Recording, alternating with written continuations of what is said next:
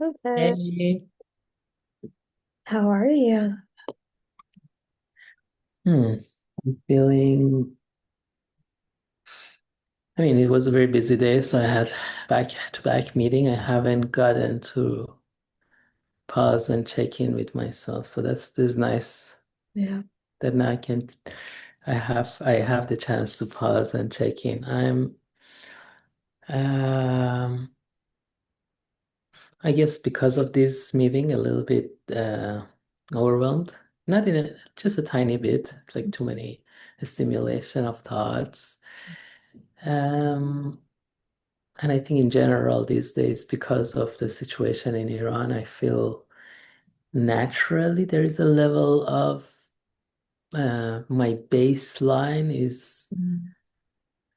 I'm a little bit anxious Yeah. or sad because, as much as I try to take care of myself and um, not get too deep involved with news, it's just, something personal. Yeah. Yeah, for sure. How are you feeling? I am not feeling my best.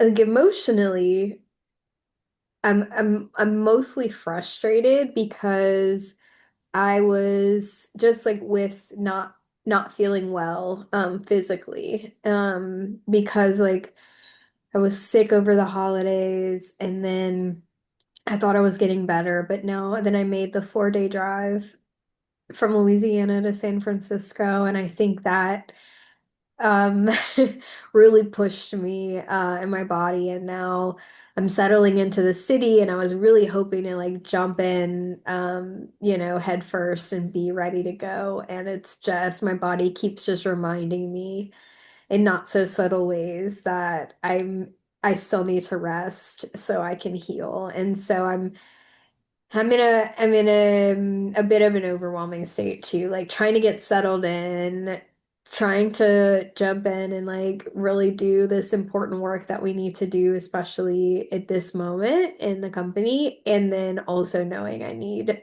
to feel actually be healthy in order to do all these things.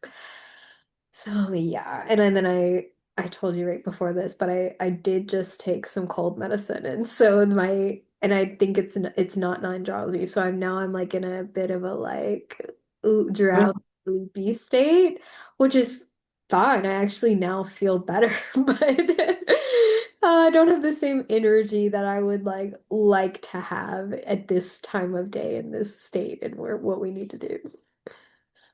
Yeah, I can hear you. Um, I think something about the first week of moving natural in general, even if I didn't, when I never had that long drive. But in general, the first week, I know that it takes some time to our brain and everything to get adjusted. So, Yeah, and like uh, missing a routine, I need to find a routine again coming back to the city too. yeah. And then it's fun to be drowsy, actually. I, I think I haven't slept very well in the last few nights. So Yeah. uh, I I like good sleep, like being drowsy and and rest. Yeah. Yeah, somehow I've been um yeah, my sleep has been short and less in this week.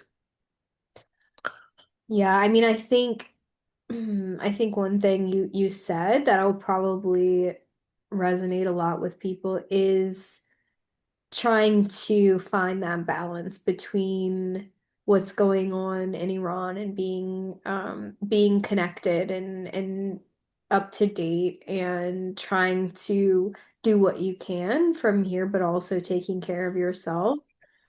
And I think people can relate to that in so many ways with everything that's kind of happening in the world right now. Do you want to, what are some of the things that you're doing, like to support yourself in that? How has community, been played a role in that? Yeah, I think first of all, it's been a lot of my Iranian friends I've been talking to, and there is some, I think it's much harder to be alone at this time because it's a very like as an it's something that probably other people can't relate Mm. as much as everyone is kind enough and compassionate and try to understand it um and be with me, but it's unique, and my experience with growing up in Iran is very unique because I had my childhood, it's the longest story, but I grew up with a lot of my family and I went through a lot of oppression by this government. I escaped from Iran. So I think it brings up some childhood wound things. But how I what has been helping me, first of all, I'm glad I did that 10 days Vipassana meditation because now I have some tools to kind of get back into my body, breathing, and see, oh, everything is changing. That just creates more space because I notice these emotions and anxiety come up and it takes so much space, and I don't have like I don't have much space to breathe Yeah. and do anything else. And then I get into this loops of keep checking news and being anxious.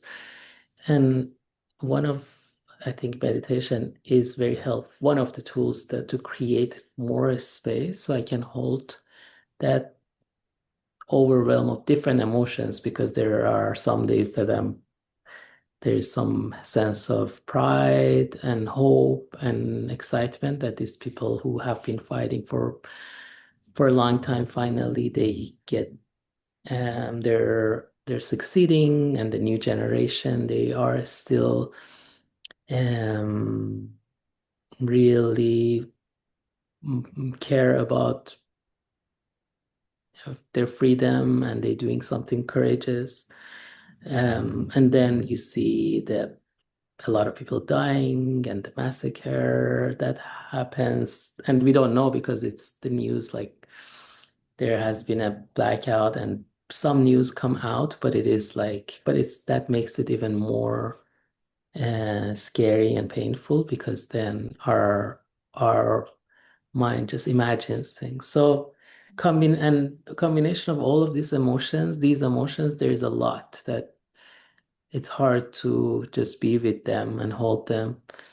And I think meditation has helped a lot. And then connecting with people and talking to other Iranians who, um, yeah, which that they get it in a sense because it's a unique experience to grow up there and have feelings for that certain things, memories of there, the way of people being, all of that. Um, so yeah, community and conversations is important. And then the rest of it is this work that we're doing. It's like the creativity and the excitement of it. And I think when I am in my creative side and create and building something and thinking and solving problems, that it is fun, and some of it maybe it is distracting, but it's not in a I find it in a positive way. Like I'm not really running away from that. I just know this is something that I can focus and is generative. Yeah. And it helps because this last 2 weeks we've been kind of uh, exploring some new angles of the business. So it's like so much fun to imagine and kind come up with ideas, the ideation, and explore and plan things. And a lot of it is very relevant to my working in coaching because we're looking at organization and the community building. So I, some part of me is very grateful for this because I'm like, this is like perfect. Like I couldn't imagine how things are converging to something that both from the app, which was completely different, but now it's like converging to my work as a coach and my data science work. So all parts of me that I spent so much time and years and learning and getting experience are coming together. Um, which I'm like, oh, I didn't waste my time in any of these things. Actually, I'm so grateful that I spent time doing all of these different roles and explore all of that. And this is the parts that I really, really love. I think I a few years ago we did some exercise in my coaching training that you're finding life purpose. Everyone's life purpose is a whole exercise, but my two life purposes were creation and connection. Mm. And that shows up in like the community is that connection thing that is like I'm passionate with the work that we are doing with emotion to kind of connect people to have them drop down to their emotion and connect. And then yeah, creation is just building this thing and coming up with these ideas and different business use cases.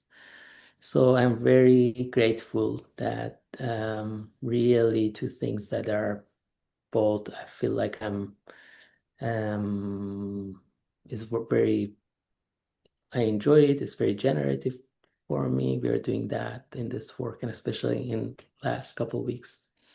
Yeah. Yeah, I love that. Yeah.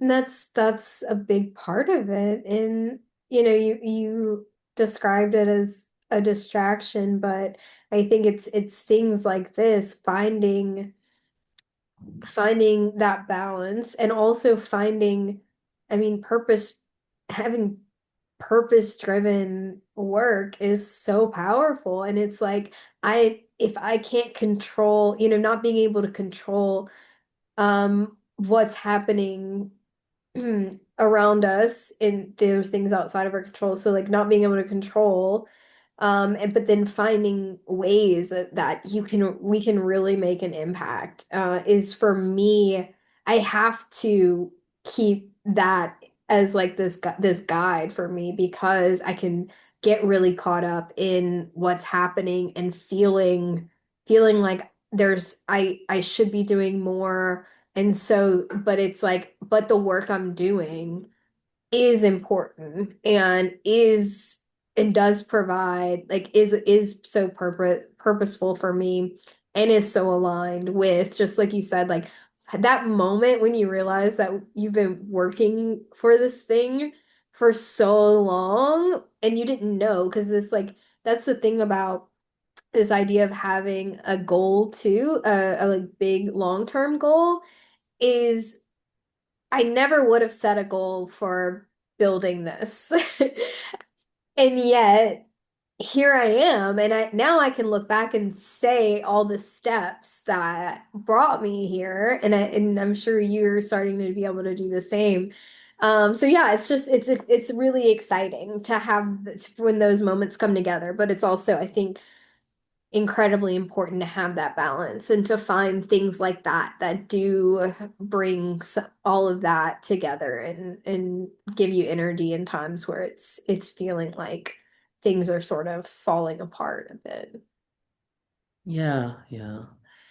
Uh, First of all, I think I would love to hear more about because I've heard you were talking to someone and you were saying all of your life have been I heard it that it's been the social impact work and mission driven and I was like, wow, that's so fascinating. I didn't know that and now that you're sharing, it's very cool. I would love to hear more about that. But before that, I wanted to, as you were saying something, I just thought, initially when we were building this startup and we were preparing for pitch, and they were like, you got to show you are the founder market fit and you're the best people to build this startup. And I was saying it, I kind of had the sense because I'm like, yes, look at my skills. I have the data science and I have the coaching, and she has the mental health and community building and nonprofit and all of it. But now, like, like internally, I'm like, I cannot imagine anyone else be Mm, as good as like no one else can do it this way that we are doing. I think probably there are many different versions of do it, but what we're building, yeah. I think yes, whatever this version that we're building, we are the only people can do it, and it's I'm like, okay, that's what they mean that, investors you should they should think you are the only person that can do this or the best person that can do this. I'm like, wow, yeah, actually, now I feel it much deeper that, okay, like bringing all of this unique experience of life and doing this, at least this version, how we are doing it, this unique way of doing it is Yeah.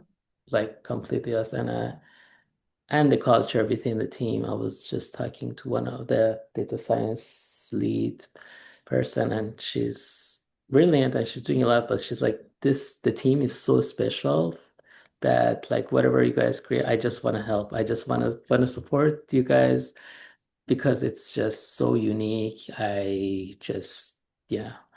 So I'm like, yes, that's also part of it that, it's unique. Especially startups, you know, it's just pretty much the founders and kind of they it trickles down whatever culture gets created from them, right? So it's very cool. Anyways, but yes, I wanted to hear more about like social impact work and doing work that like being working on different mission driven work and what it means for you because I haven't been in this work as much. I think genuinely I always wanted to make sure for whatever company I work there is alignment that motivates me, but I never had the chance to do this kind of work as much. Yeah, I think so it feels like if I look back, I'm like I when I first graduated with my undergrad, I was doing advertising marketing work, and I was energized because it was creative and it was fun, and so I did get to use a lot of my skills in that regard, and it was exciting. But the whole even as I was doing this work, I was like, I am not feeling fulfilled in a lot of ways. And so I was really drawn probably like some in my 20s to try and find something that would fill that gap. And I remember initially thinking, how can I, like, if it has nothing to do with my career, should I do it? Or like, can I find a career that helps fill both of these things and at the same time? And then it's like, if it doesn't exist where what I'm doing, then I can go out and seek it in other ways. And there was just this moment of clarity there where I was like, I can go and find these things that are gonna fill this need that I have for making like some sort of impact for giving back. And so it really started more with volunteering and things, but I was quickly drawn into spaces where there was a crisis and sort of a critical need for support and um, just got really energized to be able to provide that. I think the first big thing that I did was there was some really bad flooding in 2016 in Baton Rouge in Louisiana. And it was just this like rain for 3 days. And so people lost their homes, they lost everything, and everyone was trying to rebuild. And so there were a group of us who wanted to do more, and we decided to put together a 3-day long Cajun music festival that was gonna raise funds for people to be able to help them rebuild. And needless to say, the planning was great. People were really excited about it.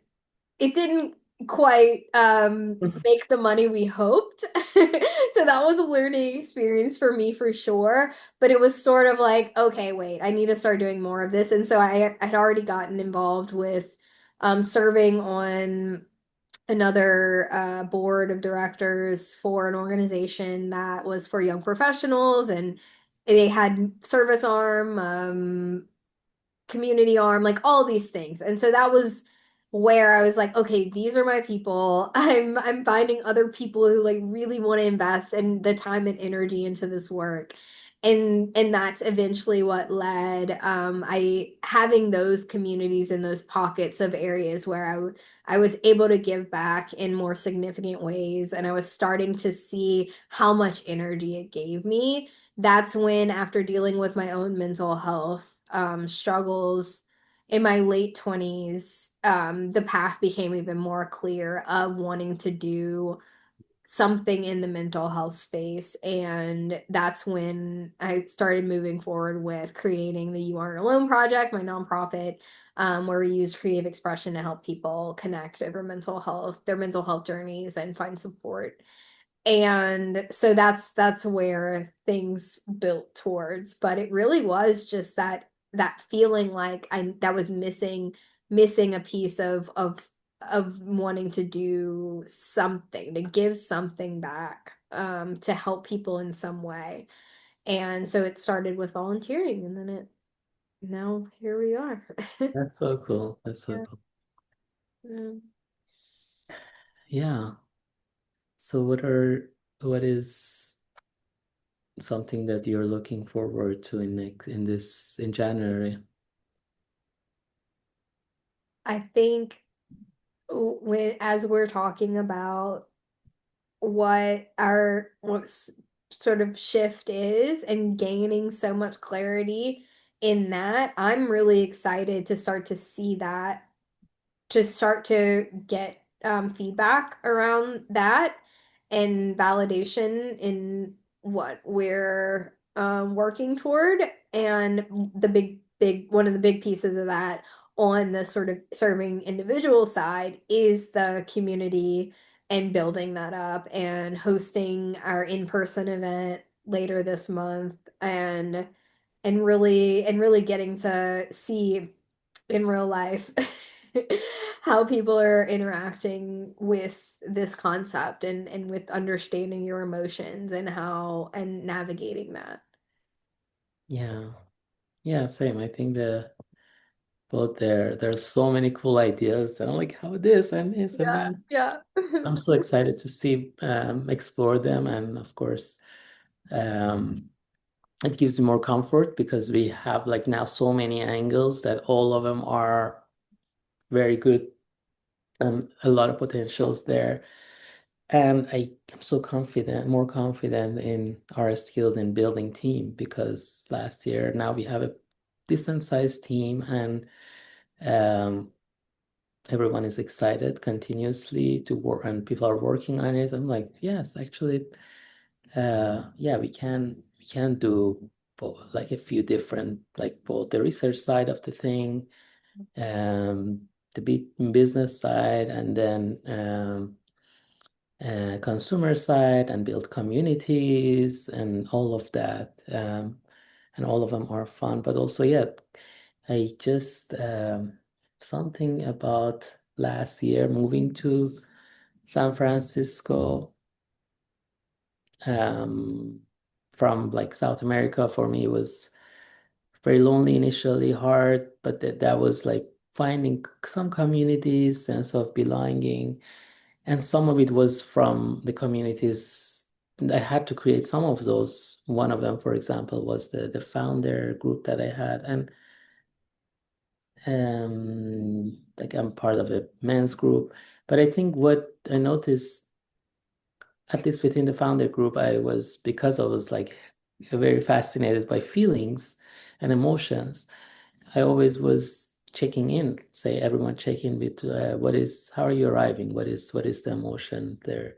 And it was uncomfortable because a lot of us were tech founders and I feel good. Yeah. But as I was doing it, I noticed through people became a little bit more comfortable as I was modeling it, and they're like, "Oh, I'm feeling a little bit anxious about this," and it's such a good way for people who are in their head to for a second check in with themselves and drop down. And once we drop down to how we feel, then it becomes easier to connect. And at the end of the day, we just want to connect. Like we want to feel connected, belonging, supported. That's just Mm. it's so and even within our teams meeting, like when I see people are smiling and leaving the meeting, I think that's it's like okay, this is space created that connection and that belonging, and it was a good experience. And I think within our community, I'm very excited to create that within our workshops around different emotions and create that sense of connection and people living it both learn something connected to their emotion and connected to other people. Yeah, I think it's something that both Insights Out is unique because it's very focused on emotion and our experience in building communities and caring about this. It's gonna be so much fun. Mm. Yeah, and even I'd take it even further than that, and the feeling that when there is that sense of connection and openness, and there's also a sense of just deep care, and when you feel cared for in a space, there's just so much that can happen and come from that. And so I think that's particularly special in building a community like the one we're trying to do, is that deep sense of care that's just embedded in it. Yeah, I agree. I agree. Just there's a yeah, just that's being seen, being cared for, um, which requires a level of safety and trust as well within the community. But I feel like I don't know where I heard this a while back in a podcast, but it was about therapy. I think it was a conversation with a psychologist, and he was saying we carry all of this heaviness, and if we feel safe at the moment we allow another person to hold this heaviness for us so for us to rest for a second. Yeah. And I was like, oh, that. And that's something that, for example, I feel like when we are talking about AI therapy, AI coaching cannot replace, because we need a human to hold when we are sharing our um, whatever is heavy in our space. Yeah. If we feel safe enough with that person, if that person is skilled enough to create that safety and trust, then it allows us to for a second have it hold it for us, so we rest and we're like, and it feels good, and then also be seen and being cared for. All of those, I feel like it's something so human about it that only a human can do.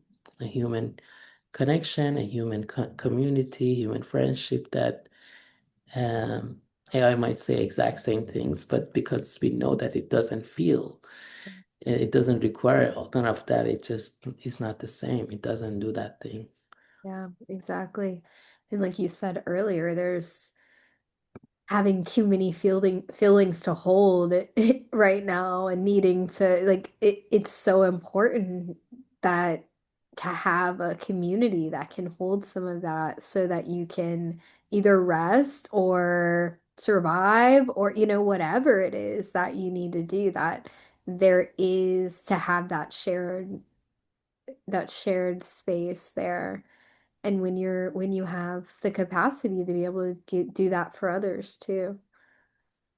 I really like Yeah. that. Yeah.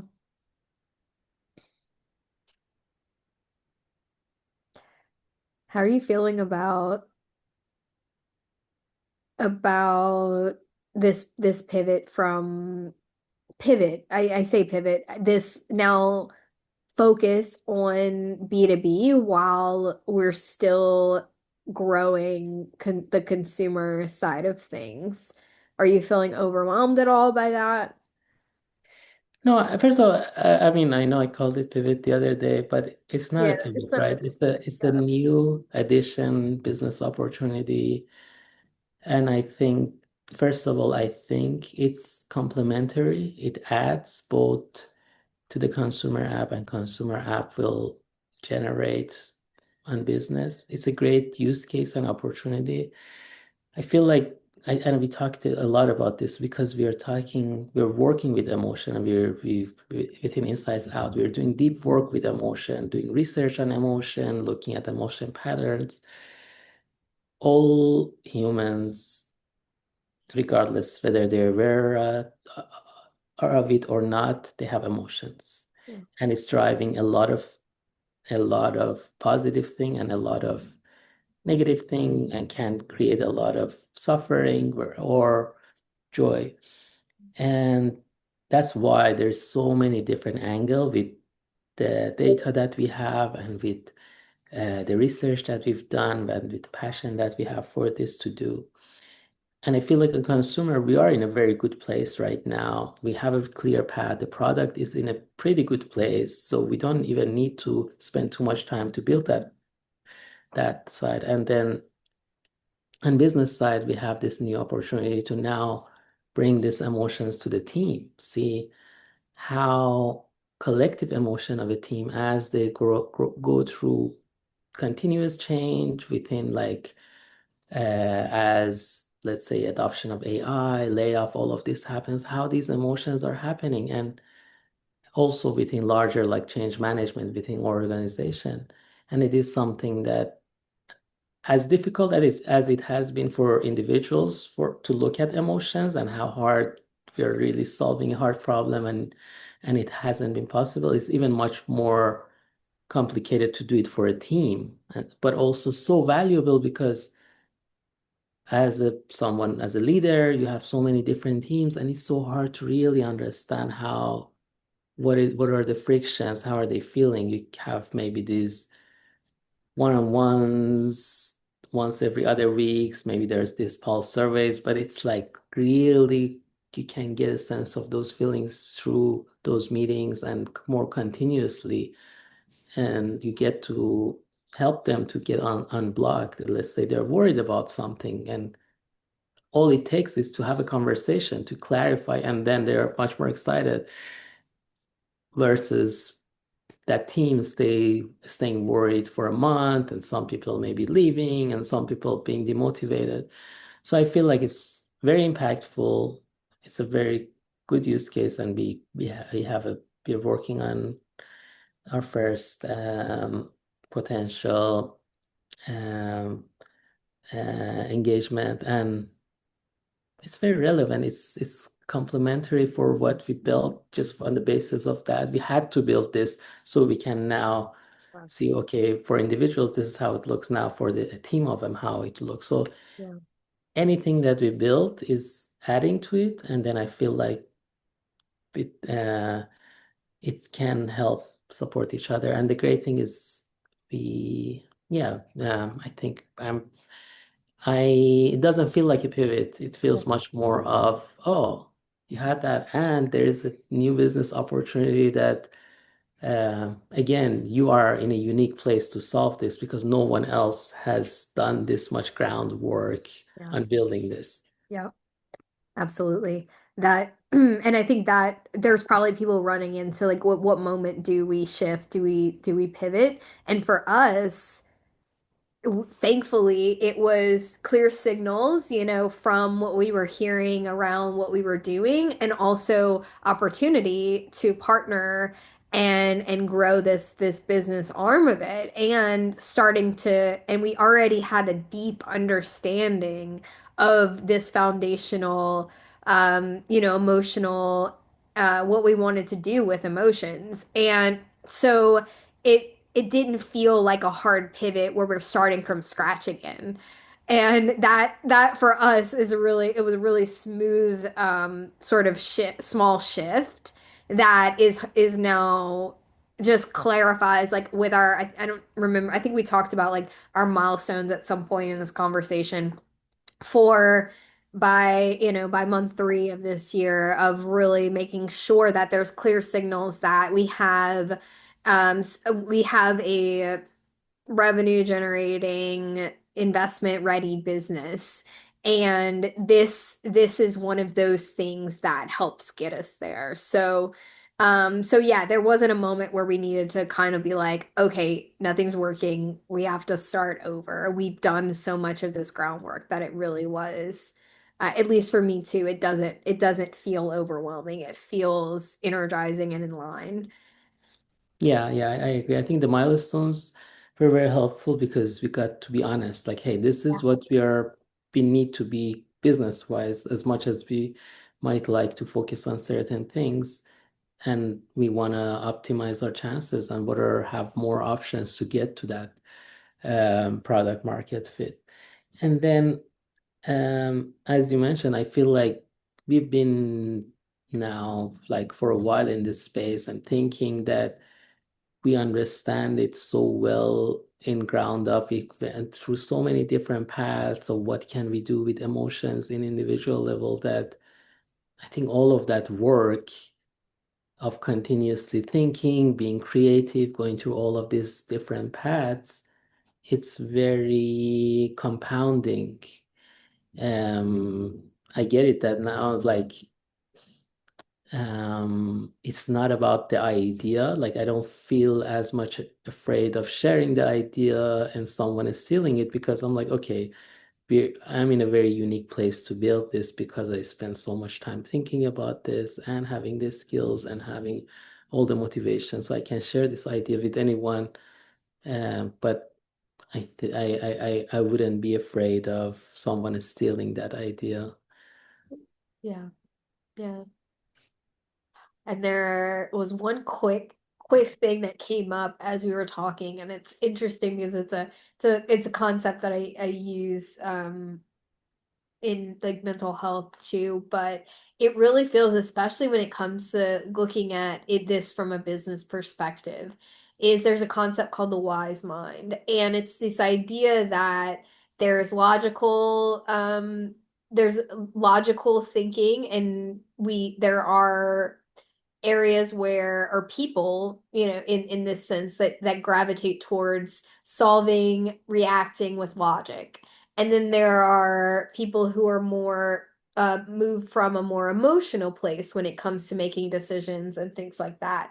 And I think in general, companies tend to do the same. Like most companies fit within this logical, when you're getting that feedback from engagement surveys or pulse surveys, things like that, meetings, and starting to hear feedback on both ends, you're hearing it from a logical perspective, and you're hearing about change and transitions from a logical standpoint. And yet, decisions and people are reacting and feeling and coming from more of an emotional place. So when you bring those two things together, that area is the idea of the wise mind, is that now we are informed emotionally and logically to be able to move forward. And that takes care of people and companies and organizations and teams. Yeah, yeah, I like that analogy. And analogy, I think uh there is so much to as we go through this to observe and unpack there.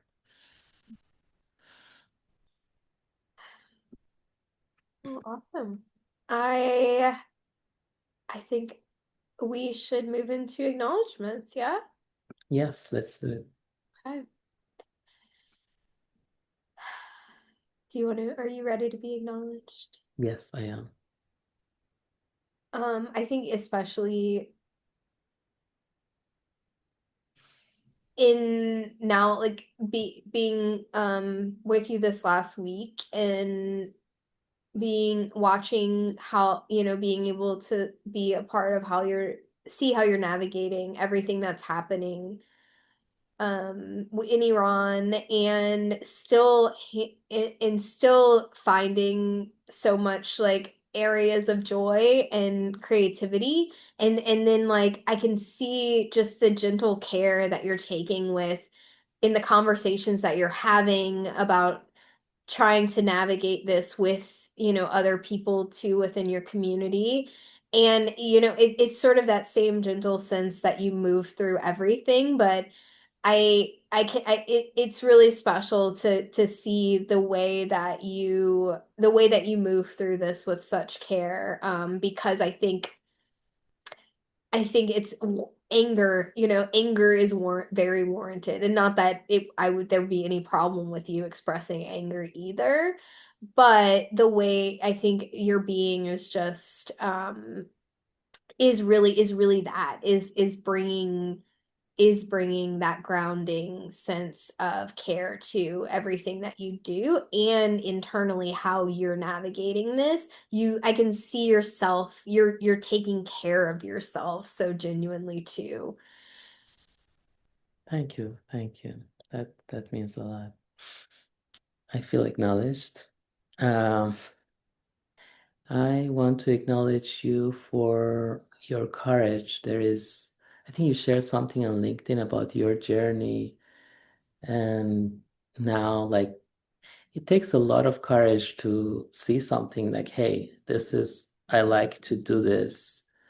A lot of people know, but they're not courageous to, let's say, get into this work like building a nonprofit because you care about people. So there is that honesty with yourself that hey, I'm a caring person, I care about this, and then the courage to take this step and do it because it is yeah, it is not comfortable, and it takes a level of honesty to do it. Same thing about you moving to San Francisco to build this startup.